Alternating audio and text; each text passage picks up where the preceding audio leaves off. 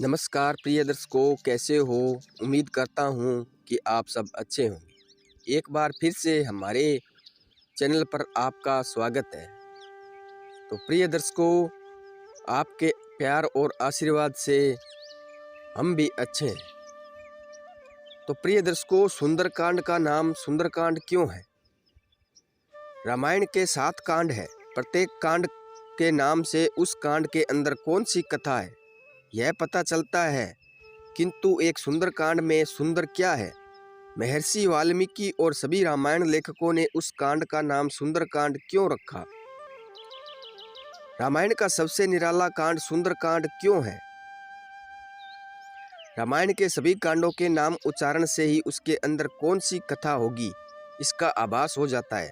जैसे बाल कांड अर्थात भगवान श्री राम की बाल लीलाओं का वर्णन, अयोध्या कांड अर्थात अयोध्या में हुई घटनाओं लीलाओं का वर्णन, अरण्य कांड अर्थात राम जी द्वारा वन में जंगल में क्या क्या लीलाएं हुई घटनाएं उनका वर्णन, किष्किंधा कांड का मतलब बाली सुग्रीव के किष्किंधा नगर में हुई समस्त घटनाओं का वर्णन, युद्ध कांड या लंका कांड का मतलब लंका में हुए संपूर्ण युद्ध का वर्णन, उत्तर कांड का मतलब संपूर्ण कथा का सार तत्व, उत्तर अर्थात पूरी कथा का निष्कर्ष क्या है। लेकिन इसके बीच में सुंदरकांड का मतलब क्या है? तो इसका अर्थ उस विषय की सुंदरता से है क्या या कुछ और कारण है? सुंदरकांड का आज इसका विश्लेषण करते हैं। क्यों सुंदरकांड को सुंदरकांड कहा जाता है? इसका प्रमुख कारण है कि लंका जो भगवान शिव ने बनाई थी और अपने जिस शस्त्र की सहायता से बनाई उसको त्रिशूल कहते हैं। और त्रिशूल में 3 नोक होती है, जिससे समुद्र के मध्य में जो पर्वत निकला या ऊपर आया उसका नाम त्रिकुटाचल पर्वत है, जिस पर पूरी लंका का भूभाग है। त्रिकुटाचल पर्वत अर्थात पूरे पर्वत के मुख्य 3 भाग है, अर्थात त्रिकुटाचल पर्वत 3 पर्वतों की श्रृंखला है। श्रीलंका के त्रिकुटाचल पर्वत का रहस्य सीतालिया क्या है? त्रिकुटाचल पर्वत अर्थात पूरे पर्वत के मुख्य 3 भाग है, अर्थात त्रिकुटाचल पर्वत 3 पर्वतों के श्रृंखला है, जिसमें से पहला पर्वत वह भूभाग है जिसको सुबेल पर्वत कहते हैं।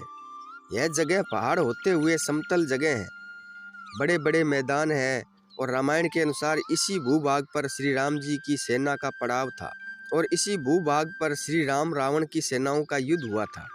दूसरा भाग नील पर्वत, जहाँ राक्षसों के महल बसे हुए थे, अर्थात रावण और उसके बृहद परिवार के महल थे, जनता का निवास था।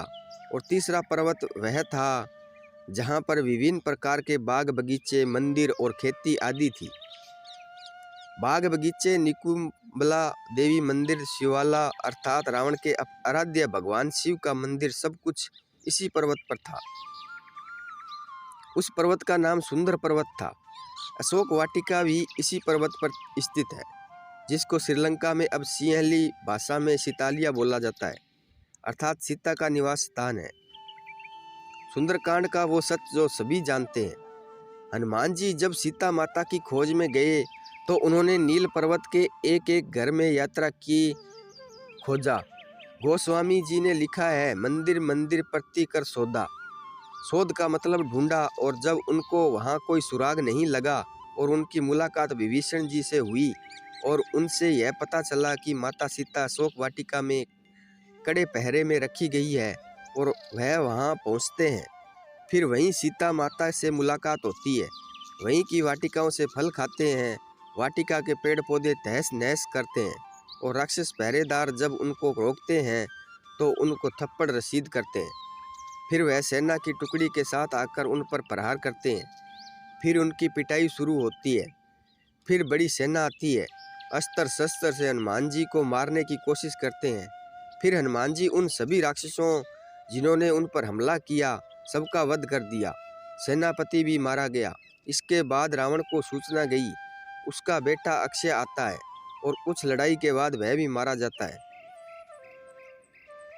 फिर मेघनाथ आता है, उसके साथ बड़ा भयंकर युद्ध होता है, जिसमें हनुमान जी ने मेघनाथ को पूरी तरह से छका दिया। अंत में वह ब्रह्मा फांस अस्त्र का प्रयोग करता है, जिसमें ब्रह्मा जी का मान रखते हुए हनुमान जी ने कोई विरोध किए बिना अपने आप बांध जाने देते हैं। इसके बाद नील पर्वत के सारी बस्ती जलाकर हनुमान जी समुद्र में पूंछ बुझाकर फिर यहीं आकर माता सीता को प्रणाम करते हैं और यहीं पर माता सीता उनको वरदान देती है, उनको हमेशा के लिए अजर अमर कर देती है। उनको यह वरदान देती है कि भगवान राम हमेशा तुमको प्यार करे, स्नेह से कृपा करे। निष्कर्ष, सुंदरकांड नाम देने के प्रमुख कारण, सारी घटनाएं लीलाएं सुंदर पर्वत पर हुई, इसलिए इसे सुंदरकांड कहा जाता है। यहाँ पर हनुमान जी को वह वरदान मिला कि करही सदा रघुनाथ छोई, अर्थात भगवान राम आपसे हमेशा प्यार करे। ऐसा वरदान कभी किसी को नहीं मिला। वह वरदान जो रामायण का पूरा सार है, उनको हमेशा के लिए राम भक्ति मिल गई, इसलिए सुंदरकांड है। अन्य सभी कांड में रामायण के हीरो अर्थात भगवान श्री राम की लीलाएं हैं, किंतु इस कांड में उनके परम भगत श्री हनुमान की लीलाओं का वर्णन है, अर्थात भगवान के भगत द्वारा जो लीला हुए उनको भी हनुमान जी ने अपने द्वारा नहीं की गई कहकर कहा कि सब कुछ श्री राम जी ने किया, मेरी क्या औकात है। सब प्रभु राम की कृपा है, उनकी विनयशीलता को प्रणाम है, इसलिए भी सुंदरकांड है, क्योंकि इस कांड में हनुमान जी पूर्णतः अहंकार रहित हो गए, इसलिए सुंदरकांड है। तो प्रिय दर्शकों, उम्मीद करता हूँ कि सुंदरकांड का मतलब आपको समझ में आया होगा। अगर ये वीडियो आपको अच्छी लगी हो तो आगे शेयर ज़रूर करना। तो मिलते हैं अगली वीडियो में, तब तक अपना ख्याल रखना। जय श्री कृष्णा, धन्यवाद।